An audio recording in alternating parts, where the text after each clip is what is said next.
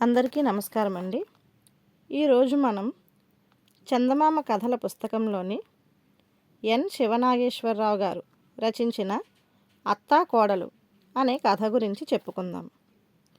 శ్రీపురం అనే గ్రామంలో భోషయ్య అనే చిన్న భూస్వామి ఉండేవాడు. ఆయన భార్య కామాక్షమ్మ నోటి దురుసు మనిషి. మొదట్లో భోషయ్య కామాక్షమ్మను అదుపు చేయాలని చూశాడు. కానీ ఆయనలోని మెతకదనం గమనించి కామాక్షమ్మ మరింత నెత్తికెక్కింది. చేసేది లేక భూషయ్య ఊరుకున్నాడు. భూషయ్య కామాక్షమ్మలకు 3 కూతుర్లు, ఒకడే కొడుకు. పెద్ద కూతుళ్ళిద్దరూ, కొడుకు కామాక్షమ్మ ఏం చెబితే దానికల్లా తలలు ఊపేవారు. అందువల్ల కామాక్షమ్మ వాళ్ళ విషయంలో దిగులు పడేది కాదు. 3వ కూతురు చందన తండ్రి స్వభావం. ఎవరితోనూ అంతగా మాట్లాడేది కాదు. మాట్లాడితే ఆ మాటల్లో అభిమానం, గౌరవం ఉండేవి. ఇది చూసిన కామాక్షమ్మ చిన్నప్పటి నుంచి చందనను తనలాగా తయారు చేయాలని విశ్వ ప్రయత్నం చేసింది. ఆ ప్రయత్నం పూర్తిగా ఫలించకపోయినా చందన స్వభావంలో కొంత మార్పు తెచ్చింది. పనివాళ్లను తేలిగ్గా చూడడం, పెద్దలను లెక్క చేయకపోవడం వంటి మార్పులు గమనించిన భోషయ్య ఆమెను పిలిచి మంచి మాటలు చెప్పేవాడు. ఈ విధంగా ఇతరుల పట్ల తల్లి ప్రవర్తన తప్పని తండ్రి, తండ్రి ప్రవర్తన తప్పని తల్లి చెబుతూ ఉండడంతో ఏది చెడో ఏది మంచో తెలుసుకోలేని అయోమయంలో పడింది చందన.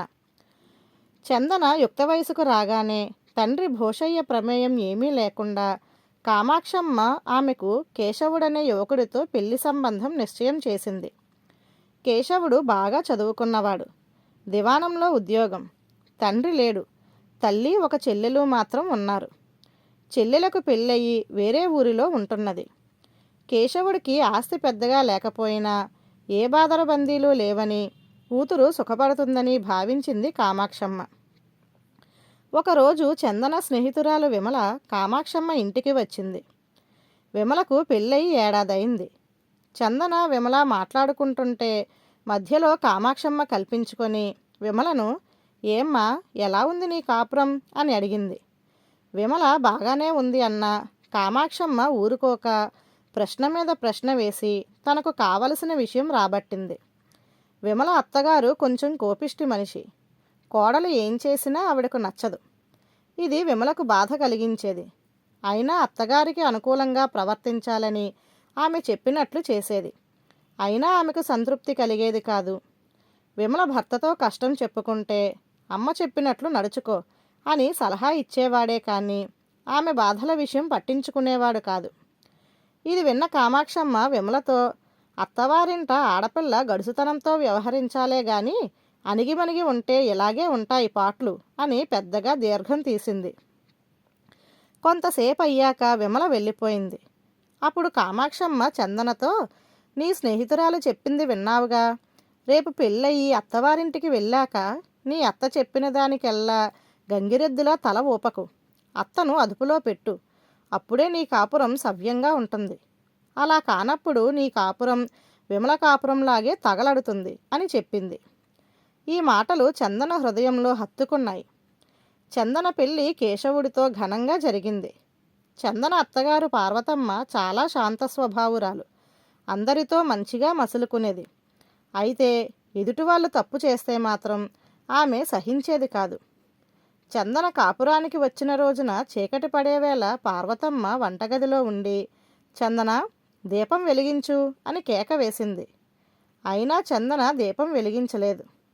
కొంచెం సేపు తరువాత పార్వతమ్మ వంటగది నుంచి బయటకు వచ్చి దీపం వెలిగించి, ఏమ్మా, కేక వేసి చెప్పినా దీపం వెలిగించలేదు, వినబడలేదా అని అడిగింది. దానికి చందన, మా ఇంట్లో మా అమ్మ నన్నే పని చేయనిచ్చేది కాదు అన్నది. ఆ మాటకు పార్వతమ్మ, అది నీ పుట్టిల్లు. అక్కడ నువ్వు చిన్నపిల్ల కింద లెక్క. ఏం చేయకపోయినా పర్వాలేదు, కానీ ఇది నీ మెట్టినిల్లు. ఇక్కడ అంతా నువ్వే చూసుకోవాలి అన్నది. ఇది విని చందన అత్త అప్పుడే తన ఇంటి పనంతా తన నెత్తిన రుద్దాలని చూస్తున్నదని అనుకున్నది. అప్పటి నుంచి అత్తాకోడళ్ల మధ్య ప్రచ్ఛన్న యుద్ధం మొదలైంది. అత్త ఏం చెప్పినా చందన ఎడ్డమంటే తెడ్డమనే రకంగా చేసేది. దానితో పార్వతమ్మ చందనను గట్టిగా కోప్పడేది. తల్లికి భార్యకు పడకపోవడం కేశవుడు గమనించాడు. భార్య ప్రవర్తన తప్పని అతడికి తెలుసు. మందలించితే చందన అలిగేది. దానితో భార్యాభర్తల మధ్య స్పర్ధలు మొదలయ్యాయి.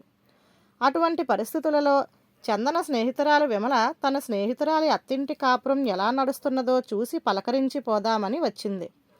చందన ఆమెకు తను కాపురానికి వచ్చిన రోజు నుంచి జరిగినదంతా దాచకుండా చెప్పి, మా అత్త కారణంగా మా భార్యాభర్తల మధ్య గొడవలు మొదలయ్యాయి అన్నది.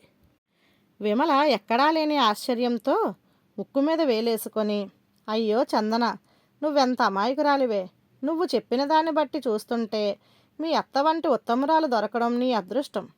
ఆమె పట్ల నువ్వే గయ్యాలిలా ప్రవర్తిస్తున్నావు అన్నది. అంతేనంటావా అని చందన కొంచెం ఆగి, నా పెళ్ళికి ముందు నువ్వు మా ఇంటికి వచ్చావు గుర్తుందా? చెప్పిన పనంతా సక్రమంగా చేస్తున్నా మీ అత్త సాధిస్తూనే ఉంటుందన్నావు. అది విన్న మా అమ్మ నాకొక సలహా ఇచ్చింది.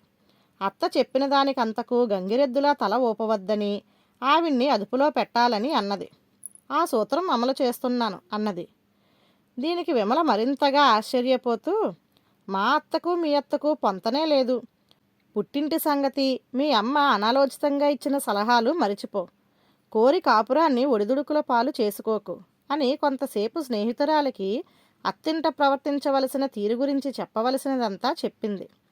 చందన అంతా శ్రద్ధగా విని, సరే, కొంతకాలం నీ సలహా కూడా పాటించి చూస్తాను అన్నది. మర్నాడు చందన ఉదయాన్నే లేచి స్నానం చేసి వంటగదిలోకి అడుగుపెట్టింది. ఏనాడు లేనిది కోడలు ఉదయాన్నే లేచి స్నానం చేసి వంట చేయడానికి రావడం చూసి పార్వతమ్మ చాలా సంతోషించింది. ఆ మర్నాడు పార్వతమ్మ వాకిలి చిమ్మి కల్లాపి చల్లి ముగ్గు వేయిపోతుండగా చందన కల్పించుకొని, ముగ్గు నేను వేస్తానులే అత్తయ్య అని ముగ్గు వేసింది. ఆ ఉదయం అంతా పార్వతమ్మ వీధిని పోయే వాళ్లతో, చూడండర్రా, నా కోడలు ఎంత చక్కగా ముగ్గు వేసిందో అని పిలిచి చెబుతూనే ఉంది. ఇది చూసిన చందనకు అత్తగారి పట్ల ఎంతో అభిమానం కలిగింది. ఆ తరువాత కొద్ది రోజులకు చందన గర్భవతి అయింది. అది తెలిసిన పార్వతమ్మ చేసిన హడావిడి అంతా ఇంతా కాదు. చందనను మంచం మీద నుంచి కాలు కిందన పెట్టనివ్వలేదు. తనే వంట చేసి భోజనం పళ్ళెంలో పెట్టుకొని తీసుకుపోయి చందనకు అందించేది.